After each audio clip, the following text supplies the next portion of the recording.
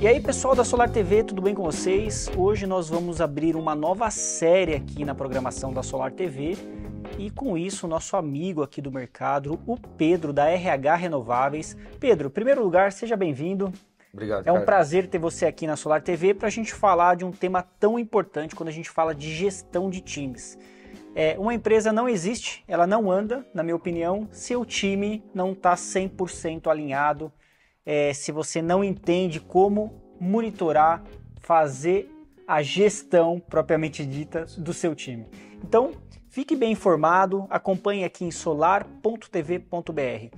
A RH Renováveis é uma das empresas que mais cresce nesse setor de treinamento, recrutamento e gestão para te ajudar a facilitar a sua vida no seu dia a dia aí na contratação de profissionais. Então, Pedro, tem muita coisa legal para a gente falar. São 5 vídeos a primeira série, né? Que a gente vai falar de gestão de times. Então, queria que você falasse um pouquinho, fizesse uma introdução aí da RH, sobre você e sobre o nosso primeiro tópico. Ótimo. Obrigado, Ricardo. Obrigado pelo convite. Um abraço a todos aí da Solar TV. Bom, a RH Renováveis ela surgiu, Ricardo, exatamente para desmistificar um pouco desse assunto que é tão importante, muito pouco debatido do nosso ponto de vista e muitas vezes negligenciado, que é gestão de pessoas, né? A gente sempre brinca o seguinte, todas as áreas da sua empresa podem estar bem, mas se a gestão de pessoas não estiver bem, a sua empresa dificilmente vai crescer. Mesmo em um mercado que cresce tanto, tem muita demanda como é o solar. Então a gente tem que aproveitar esse momento de alta, o momento em que a gente está vendendo muito e crescendo, para investir nos processos, ferramentas, mas principalmente nas pessoas. Porque as pessoas é que tocam as ferramentas, gerenciam os processos e assim você se diferencia no mercado. Principalmente para os próximos anos que vão vir. A gente sabe que ainda vamos ter muito crescimento, mas vamos sim passar por um processo de diferenciação, né? Para quem vai ficar mais 30 anos ou quem vai ficar pelo caminho. Então essa primeira série a gente vai falar, eu separei aqui 5 temas dentro do processo de gestão de times, dava para a gente falar muito mais, mas eu acho que esses 5 são importantes para falar da gestão de times dentro do processo de contratação, retenção de talentos e formação de equipes, tá? Fala os 5 temas que a gente vai discutir nos programas, nos episódios, e a gente começa pelo primeiro.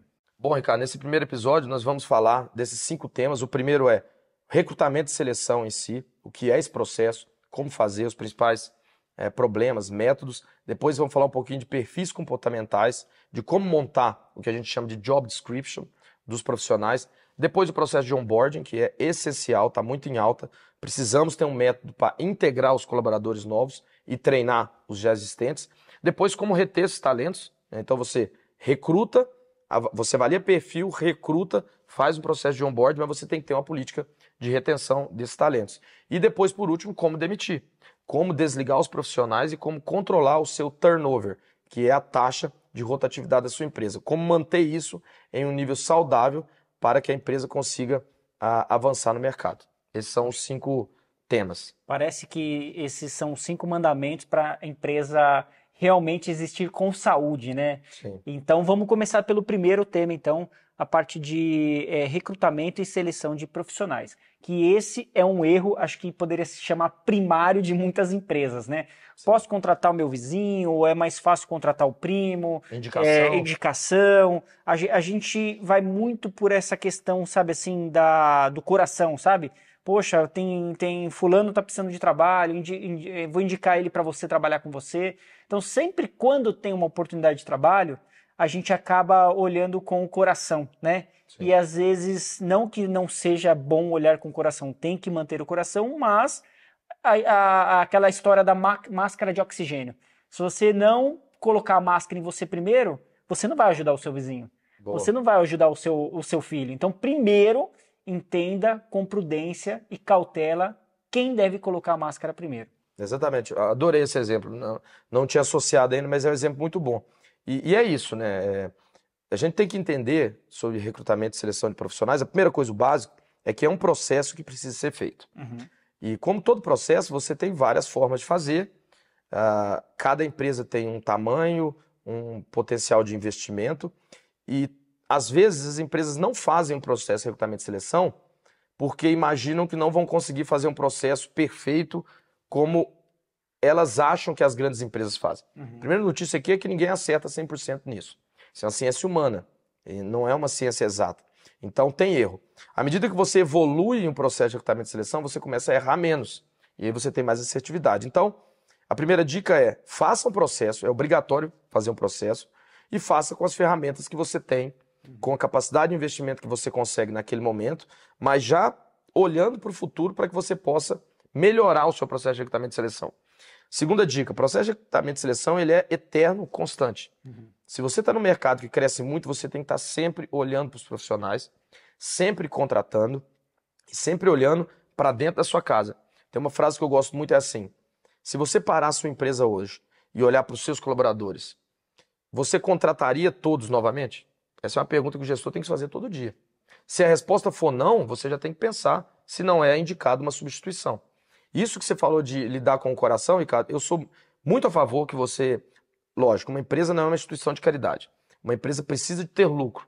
E os colaboradores têm que entender isso. Por que a empresa tem que ter lucro? Para reinvestir na própria empresa, para contratar mais pessoas, para melhorar a estrutura e para crescer. Se você não tiver lucro líquido, dinheiro sobrando no caixa, você não consegue crescer, não consegue contratar e aproveitar as oportunidades. Então, não é uma instituição de caridade, você tem que visar lucro. Porém, você tem que ter o lado humano, não tem problema nenhum, como você falar, de você tentar, de alguma forma, melhorar a sua comunidade, melhorar a sua região com empreendedorismo, contratando. Tanto é que a gente fala muito que a Fonte Solar é muito democrática por isso, porque é o setor onde muitas cidades pequenas, que não tinham muitas oportunidades de negócio, a gente viu o surgimento de vários integradores, empregando muita gente.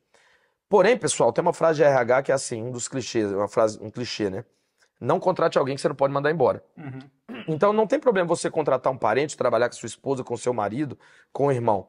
Mas pense de uma forma mais profissional. Tem um mentor meu que fala o seguinte, é melhor você não contratar o seu primo para ajudá-lo, é melhor você contratar uma pessoa do mercado, trabalhar mais profissionalmente, e quando você crescer e tiver condição, você ajuda esse primo. Com certeza. Com outra coisa, entendeu? Você crescendo e tendo condições financeiras e estrutura da empresa, você ajuda ele depois. Sim. E ele, às vezes, ele pode estar numa posição da empresa, mas não, talvez, naquela posição que não é a dele, né? Sim. E aí, volta para a história. Os dois, a empresa fica anulada. Você começa a colocar sua empresa para baixo e não pensa matematicamente o negócio. Sim, inclusive, grandes empresas, quando crescem, os próprios fundadores... Isso é maturidade empresarial. O próprio fundador, ele sai da operação muitas vezes. Isso é normal. Você começa a crescer e estrutura o negócio. Chega um ponto que você vê que você consegue contratar pessoas no mercado, às vezes mais qualificadas que você, para fazer aquela atividade. Com certeza. E você tem que ter maturidade para sair da operação e entregar. Um grande líder, e aqui eu estou falando principalmente para líderes, gestores, ele tem que saber delegar, ele tem que saber entregar a atividade para o próximo e entender que não vai ficar como ele teria feito. O ideal é que fique melhor. O ideal é que você contrate pessoas melhores do que você para fazer uma determinada atividade. E aí, falando do processo de recrutamento e seleção, que ele precisa ser feito, nós temos uma tendência, quando você fala essa coisa de amizade, nós temos uma tendência muito grande de contratar pessoas parecidas conosco para fazer coisas diferentes. Então, eu não gosto de fazer essa parte do meu serviço. E eu contrato uma pessoa com perfil igual ao meu para fazer a mesma coisa. Ela também não vai gostar. Então, é ter maturidade. O que eu indico para fazer um processo de recrutamento e seleção? Você precisa de ser feito. E tem que cumprir essas etapas que eu vou falar. Elas podem ser mais longas, mais curtas, com mais ou menos investimento, com mais ou menos recurso. Mas você precisa, primeiro, escrever o que a gente chama de job description, que é a descrição do trabalho, né? E ela é composta de duas partes. Uma parte que você tem que definir qual é o perfil da pessoa que eu quero para essa vaga e quais são as atividades. Perfil comportamental do profissional, se ele é mais analítico, se ele é uma pessoa mais relacional, é uma pessoa que fala mais ou fala menos, de acordo com a posição. E também escrever o que ele vai fazer na prática. Não pode chegar assim, o que um vendedor faz? O vendedor vende. Não, ele vai prospectar ativamente, ele vai bater de porta em porta, ele vai elaborar propostas, ou ele vai só fazer a prospecção e você tem um back-office para fazer proposta. Tem que escrever. Os gestores, principalmente de empresas menores, não param para escrever isso. Então põe isso no papel, determina essa primeira parte, mesmo que não fique perfeito. Segunda etapa, faça um processo de hunting, que é um processo de caça, de procura. Parecido com boca do funil de vendas. Você tem que colocar o máximo de leads possível, o máximo de profissionais possível, para que você possa selecioná-los. Então, escrever o que você precisa, abrir um processo para recrutar, e aí você pode colocar nas suas redes sociais, avisar para os amigos, avisar para as empresas terceiras. Lógico, nem toda empresa tem as ferramentas que a RH tem. Eu tenho um banco de dados gigante, eu tenho um processo muito bem desenvolvido para procurar essas pessoas, mas você tem que procurar. Depois disso, as entrevistas. E aí você precisa entrevistar tecnicamente e comportamentalmente. Tem um dado interessante que é o seguinte: 90% das contratações, olha que interessante, são feitas a partir de um requisito técnico. Então, se eu quero uma pessoa que vai cuidar do financeiro, o que eu olho? O cara sabe fazer contas a pagar, contas a receber, sabe emitir boleto, sabe emitir nota. Eu olho isso, né? Isso é atividade técnica. Isso é hard skill. Então, eu contrato por esse motivo. Mas na hora de demitir, eu demito pelo comportamento. Eu demito porque ele não gosta do ambiente de trabalho. Eu demito porque ele não trata o cliente bem. Eu demito porque eu não tenho uma empatia com ele. Ou seja, né, a gente peca na hora da contratação. O legal é inverter essa ordem, exatamente. Porque na hora da contratação, se você se pegou muito na questão técnica, pode ser que esse profissional seja extremamente bom tecnicamente, mas como pessoa e equipe, ele faça coisas dentro da empresa que vão prejudicar outros setores. Com certeza. Né? Não dá sinergia. Não dá sinergia. Então é como um jogo de futebol. Se você tem os melhores jogadores ali do mundo naquela equipe, mas se aquela equipe não tem entrosamento, não vai sair uma boa partida. Exatamente. Então isso é importantíssimo. Então, se tem esse dado estatístico que 90% dos casos, os pedidos de demissão ou demissões são por questões comportamentais, por que a gente não contrata comportamento? E treina as competências técnicas, né? A gente vai falar um pouquinho disso na parte do onboard. Depois que você fez tudo isso, você chega nos pré-selecionados. Aí o gestor tem que voltar a atuar e aí fica um pouco assim, algumas coisas até subjetivas, né? Então, quando passa por todo esse processo e chega numa final, o próprio colaborador que está entrando já dá mais valor, porque ele passou por um processo. Agora, quantas pessoas você tem que entrevistar para uma vaga? Aí depende. Tem processo da RH Renováveis, a gente entrevista 300 pessoas. Tem processos que são só 10. Tem pessoas que são mais específicas, processos que duram 4, 5 meses, processos que duram 15 dias. Uma outra frase que eu gosto muito é o seguinte, e essa é importantíssima: contrate devagar e demita rápido. Isso é um erro não só no setor de energia solar, mas em todos os setores. Quando você vai contratar, é para ontem. É porque eu tenho que vender amanhã, tenho que bater meta, ou meu financeiro está com problema, eu tenho um rapaz que precisa de financeiro, uma moça que vai fazer isso, é para ontem. E aí você quer contratar em 2 semanas. Em 2 semanas não dá tempo nem de você entrevistar 10 pessoas. Eu tenho um outro dado interessante da RH, é o seguinte, quando o processo é mais longo, os clientes ficam mais felizes com a contratação. Então, mas isso é planejamento. Se você quer ter um vendedor, separe aí 60 dias para você trazer um vendedor. No mínimo 30, não tente contratar com 2 dias. E na hora de demitir é o contrário. Tá com processo, tá com dia a dia de atividade, não tá cumprindo, demite. Pro seu bem, pro bem da sua empresa, pro bem do colaborador. Porque às vezes você fica enrolando, mas vai melhorar. Ele vai melhorar. E aí quando eu falo de melhorar, eu não estou dizendo de resultado. Estou dizendo de atividades diárias. Aí eu vou falar isso um pouquinho ali no processo de onboarding. O que a gente deve avaliar para um candidato como experiência? Esse é um outro erro que os gestores fazem. Só avaliam o resultado. Vendeu é bom, não vendeu é ruim. E aí cai do cavalo, porque às vezes a pessoa está vendendo muito bem por uma oportunidade de mercado, porque pegou uma carteira boa, e aí a gente estava falando disso mais cedo, né? Quando a carteira cai, a pessoa afunda. E às vezes o outro profissional está indo tudo certinho, mas não está batendo a meta. Por quê? Às vezes porque não está no momento. E aí daqui a pouco ele rampa. Então, esses são os conceitos gerais para recrutamento e seleção. Tem que ser feito da sua forma, com as ferramentas que você tem muita coisa gratuita na internet, e à medida que você vai crescendo como empresa, você vai investindo mais para ter um processo mais robusto. Agora, aquela empresa que está começando, a gente está focando aqui no solar, né, obviamente, mas isso vale para muitas empresas. Aquela empresa pequenininha que está começando, ela não tem um departamento de RH, ela não tem capacidade, ela tem que investir em outras coisas no início, a gente sabe disso. Ela pode terceirizar toda essa parte de RH, por exemplo, você tem a RH Renováveis. Sim. Ela consegue fazer essa terceirização completa com vocês. Sim, a nossa empresa faz essa terceirização completa desde o início, na definição do que a pessoa precisa. Um dado interessante, mais da metade dos clientes que me ligam pedindo uma coisa e levam outra. Porque essa primeira etapa de definir o escopo do que você precisa não é fácil.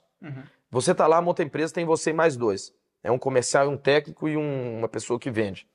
E aí, quem que eu contrato primeiro? Um financeiro, um outro vendedor? Essa parte é muito difícil. E aí a gente orienta a pessoa a fazer isso. Então, assim, dá para terceirizar tudo.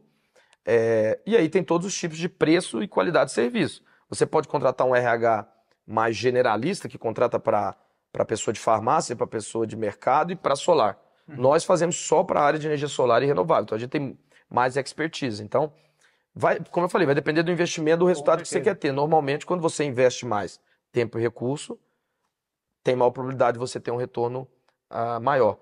Uma coisa que eu vi um consultor falando disso é o seguinte, que tem uma empresa muito grande, falou um dos maiores erros da minha carreira foi ter economizado em gestão de pessoas e contratação lá no início. Fica um pouco no meu viés se eu falar isso, mas eu acho que o primeiro investimento é nas pessoas, na qualificação dos profissionais, em ter gente boa do lado, porque é o seguinte, se você está no ponto A e fatura X e quer ir para o ponto B para faturar Y, que é maior, pessoas de nível A não vão te levar para B. O ideal é que você fale, daqui a um ano eu quero estar em B, então eu vou trazer pessoas de nível B agora. Pessoas que já estão no nível B, que têm capacidade para estar no nível B. Aí elas vão me levar lá. Se você tem pessoas, quando eu falo pessoas de nível A e nível B, eu quero dizer da experiência, da capacidade dessa pessoa desenvolver, né? E às vezes até do salário que você paga, né? Então eu sempre dou essa orientação. Empresário, líder tem que investir. O que é investir? Pôr o dinheiro antes para pegar depois. Se você ficar esperando ter o lucro primeiro para depois pagar, normalmente não dá muito certo. Então, essa é outra dica que eu dou. Invista na sua empresa. Coloque antes e tenha o resultado depois. Você quer ir de A para B? Traga pessoas, processos, parceiros que estão talvez já no B e aí eles podem te levar até lá. É bem colocado essa parte quando a gente analisa o gestor da empresa. Muitas vezes, quando ele chega com um negócio, um pedido, e às vezes o mapeamento na cabeça dele está errado. Muitas vezes. Né? Às vezes a visão dele do negócio está errada. A visão dele de como a estratégia, gerir uma equipe. Às vezes ele não sabe fazer isso. Sim. E aí ele mesmo sabota a empresa dele. Eu gosto muito daquele programa da History Channel que fala que ele vai nas empresas e fala o que precisa, e fica sócio. Sim, ou sócio, né? Sim, o legal. Sócio. Incrível, por quê? Ali você aprende muito. Né? Você vê que a maioria das falhas é o gestor. Com certeza. E assim, eu dou consultoria para a empresa, eu falo até mais. Eu falo, a responsabilidade, a culpa é toda sua. E você, quando vira gestor, tem que aceitar isso. Eu dou nas consultorias, eu faço o gestor escrever assim, ó, eu aceito que como líder sou responsável pelos resultados. Escreve isso no papel e põe na sua parede. Porque a maioria dos profissionais, Ricardo, ele não quer ser líder e gestor. Ele quer ter o salário de gestor. Ele tem que pagar o preço. E a principal função do gestor é desenvolver equipe. Às vezes o cara é gerente comercial e é muito bom de indicador, de venda, mas se ele não botar a pessoa certa para seguir o indicador, não adianta nada. Então eu estava discutindo isso até no outro evento que eu fui, com uma empresária. Ela falou assim, os meus gestores culpam o desempenho da equipe, põe a culpa no RH. Como se o RH fosse responsável de trazer as pessoas. Não. O gestor conduz o RH. E o RH dá as ferramentas. Por exemplo, se eu vou mapear um perfil, eu não vou mapear um perfil. Assim, eu não vou determinar o seu perfil. Eu vou chamar uma psicóloga, especialista, ó, Ricardo tá aqui, fez esse teste, vamos discutir junto? Aí a psicóloga vai dando os toques. Mas a responsabilidade da defensão é minha, né? Então é isso que você falou.